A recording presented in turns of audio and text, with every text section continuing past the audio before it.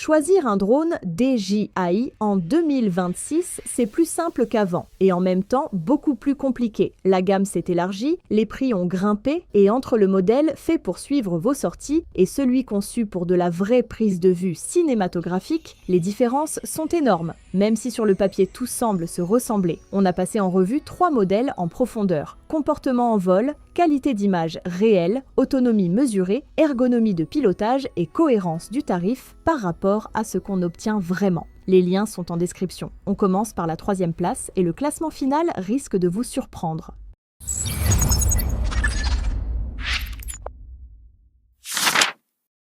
En 3e place de notre classement, nous avons le DJI Neo. Il occupe une place particulière dans la gamme du constructeur. Proposé à partir d'environ 200 €, il s'agit du modèle le plus accessible de DJI avec une approche davantage orientée simplicité et automatisation que les drones mini. Avec ses 135 grammes et son format compact, le Neo est le drone le plus léger de la marque. Contrairement au modèle mini, il n'est pas pliable, mais intègre directement des protections d'hélice, ce qui facilite les manipulations à proximité de l'utilisateur. En Europe, il bénéficie de la classification C0 comme les drones mini.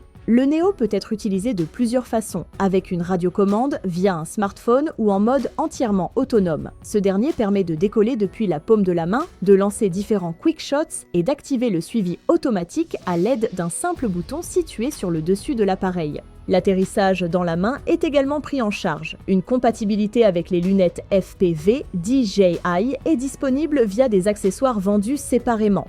Le suivi automatique fonctionne jusqu'à environ 18 km/h. Les quickshots sont limités à une distance d'une dizaine de mètres, ce qui reste inférieur à certains autres modèles de la marque. La résistance au vent est annoncée jusqu'à environ 25 km/h. Le niveau sonore est également un peu plus élevé que celui des drones mini. La radiocommande avec écran reste compatible mais n'est pas incluse dans la version de base. Un pack Flymore ajoute notamment 3 batteries et un chargeur. Le stockage repose uniquement sur une mémoire interne de 22 Go sans emplacement pour carte micro SD. Les photos sont enregistrées au format JPEG uniquement. DJI annonce jusqu'à 18 minutes d'autonomie par batterie. En pratique, cette durée se situe davantage autour de 12 minutes selon les conditions d'utilisation. En somme, le DJI Neo est principalement conçu pour les prises de vue rapides, le suivi de personnes et les séquences automatisées. Son faible poids, son décollage dans la main et sa simplicité d'utilisation en font une solution adaptée à ceux qui privilégient la rapidité de mise en œuvre. En 2e position, nous avons le DJI R3S qui succède au R3 avec plusieurs évolutions axées sur l'image. Classé C1 en Europe, il est proposé à partir d'environ 1100 € avec radiocommande classique et jusqu'à 1600 € avec la DJI RC2. Le R3S conserve le format repliable compact de son prédécesseur. Parmi les évolutions visibles figurent un module LiDAR en façade ainsi qu'un système à double capteur. Le stockage interne passe à 42 Go contre 8 Go auparavant. La radiocommande DJI RC2 reste agréable à utiliser, même si quelques ralentissements peuvent apparaître lors d'actions simultanées. Le drone embarque un capteur principal de 1 pouce et un second capteur 1 sur 1,3 pouces avec focale équivalente à 70 mm. Les deux permettent l'enregistrement en 4K jusqu'à 60 images par seconde avec des ralentis pouvant atteindre 120 images par seconde en 4K et 240 images par seconde en Full HD.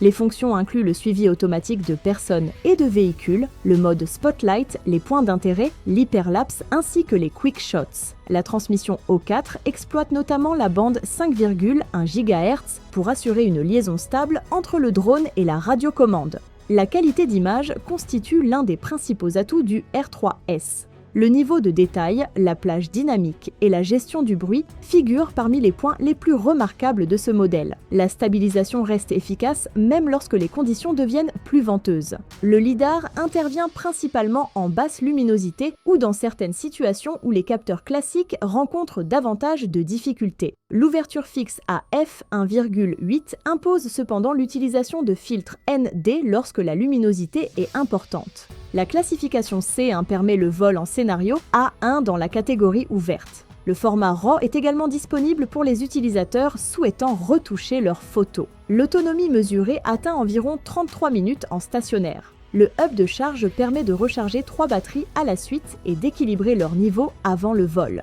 En conclusion, le DJI R3S associe un double capteur performant, une autonomie solide et une qualité vidéo de haut niveau dans un format compact. L'ouverture fixe et l'intérêt limité du lidar, dans certaines situations, restent les principaux éléments à prendre en compte.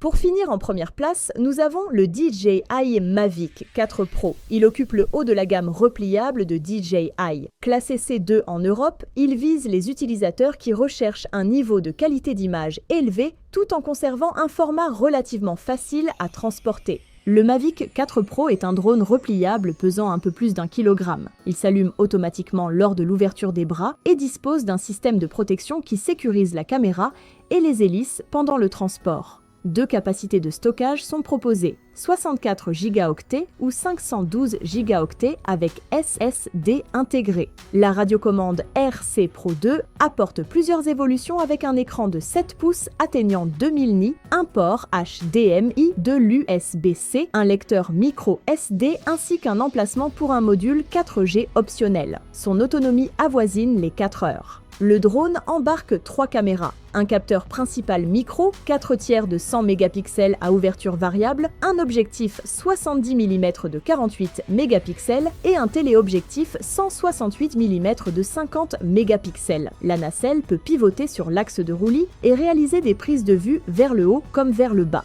La caméra principale peut enregistrer jusqu'en 6K à 60 images par seconde. Et pour les utilisateurs qui optent pour la version avec SSD de 512 Go, un mode All-Intra en H264 10 bits 422 à haut débit est également disponible pour faciliter les travaux de montage les plus exigeants. La qualité d'image constitue l'un des principaux arguments du Mavic 4 Pro, avec une plage dynamique annoncée jusqu'à 16 stops sur le capteur principal. La stabilisation reste efficace dans des conditions venteuses. La détection d'obstacles s'appuie sur un système omnidirectionnel complété par un lidar frontal afin d'améliorer le fonctionnement en faible luminosité. Les obstacles très fins, comme certaines branches, restent toutefois plus difficiles à détecter.